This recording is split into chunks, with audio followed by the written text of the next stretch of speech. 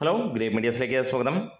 ഗംഭീരം, അതിഗംഭീരം എന്നത് മാത്രമേ വിശേഷിപ്പിക്കാനുള്ളൂ. എമ്പുരാൻ്റെ ട്രെയിലർ വന്നു കഴിഞ്ഞപ്പോൾ അത് കാണുമ്പോൾ നമുക്കുണ്ടാകുന്ന അനുഭവം അത് തന്നെയാണ്. അതിഗംഭീരമായിട്ടുള്ള ഒരു ട്രെയിലർ, 3 മിനിറ്റും 50 സെക്കൻഡുമുള്ള ആ ഒരു ട്രെയിലർ അക്ഷരാർത്ഥത്തിൽ മലയാള സിനിമയെ ഞെട്ടിക്കുക മാത്രമല്ല, വേൾഡ് സിനിമയെയും ഇന്ത്യൻ സിനിമയെയും മുൾമുനയിൽ നിർത്തുന്ന ഒരു ഗംഭീര സംഭവം എന്ന് തന്നെ പറയാം.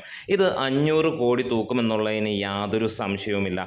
പോസിറ്റീവ് ആണെങ്കിൽ 500 അടിക്കും എന്നല്ല, ഇത് തീർച്ചയായും പോസിറ്റീവ് ആയിരിക്കും. അത്രത്തോളം മികച്ച രീതിയിൽ തന്നെയാണ് ഇതിൻ്റെ മേക്കിംഗ് നടന്നിരിക്കുന്നത്.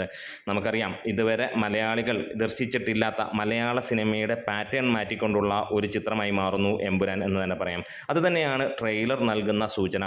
ട്രെയിലർ ഇന്നലെ അർദ്ധരാത്രിയിൽ പുറത്ത് വിട്ട ഒരു സംഭവമുണ്ടായി. വേറെ ഒന്നുമല്ല, അത് ലീക്കായി. അതുകൊണ്ട് തന്നെ അവർ അതിനെ തുറന്നു വിട്ടു. 5 ഭാഷകളിൽ ട്രെയിലർ ഇറങ്ങിക്കഴിഞ്ഞപ്പോൾ ഏറ്റവും കൂടുതൽ ആളുകൾ കാണുന്നതും മലയാളത്തിൽ തന്നെയാണ്. നമുക്കറിയാം, അത് മലയാളം സിനിമ തന്നെ ആയതുകൊണ്ട് തന്നെ. പക്ഷേ എല്ലാ തലത്തിലും ഈ ഒരു സിനിമയ്ക്ക് ക്വാളിറ്റി വൈസ് ഒരു രക്ഷയുമില്ല എന്ന് തന്നെ പറയാം.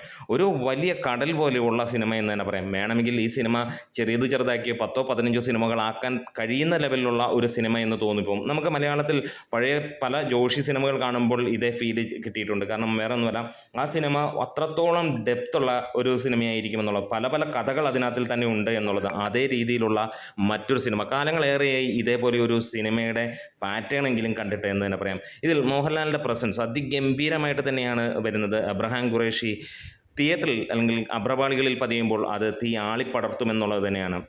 ഒരു രക്ഷയും ഇല്ലാത്ത തരത്തിലുള്ള അതിൻ്റെ വിഷ്വൽസ് ആണ് വേറെ ഒരു കാര്യം. മാസ് ആളുകളെ അല്ലെങ്കിൽ ഹെവി മാസ് ആണ് നമുക്കിവിടെ കാണാൻ കഴിയുന്നത്.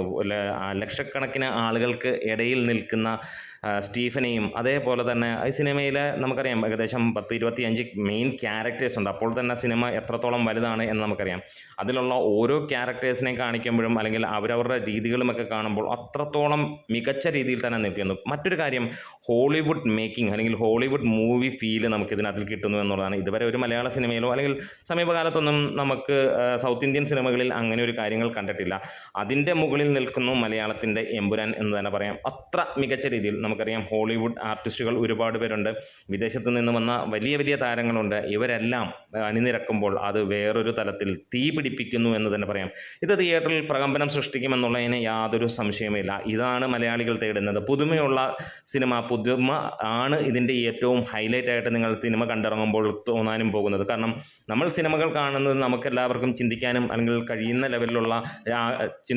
ലെവലിലുള്ള സിനിമകൾ തന്നെയായിരിക്കും. പക്ഷേ ഇവിടെ ഈ സിനിമ കണ്ടിറങ്ങുമ്പോൾ ഉറപ്പായും നിങ്ങൾ പറയും, ഇതുവരെ നമ്മൾ ഇമാതിരി ഒരു സിനിമ കണ്ടിട്ടുണ്ടായിരുന്നില്ല അല്ലെങ്കിൽ ചിന്തിച്ചിട്ട് പോലും ഇല്ലായിരുന്നു. ആ ഒരു ഫീല് തന്നെയാണ് സിനിമയുടെ ട്രെയിലർ തരുന്നത്. എന്താണെങ്കിലും അതിഗംഭീരമാകട്ടെ, വമ്പൻ വിജയമാകട്ടെ, മലയാള ഫിലിം ഇൻഡസ്ട്രിയിലെ പുതിയൊരു പൊൻകിരീടം ഈ ഒരു സിനിമ നേടട്ടെ, മോഹൻലാൽ അതിഗംഭീരമായിട്ട് ഉയരട്ടെ എന്ന് ആശംസിക്കുന്നു. അപ്പോൾ നമ്മുടെ വീഡിയോസ് ഇഷ്ടമെങ്കിൽ ഒന്ന് സപ്പോർട്ട് ചെയ്ത് തരാം. Great medias.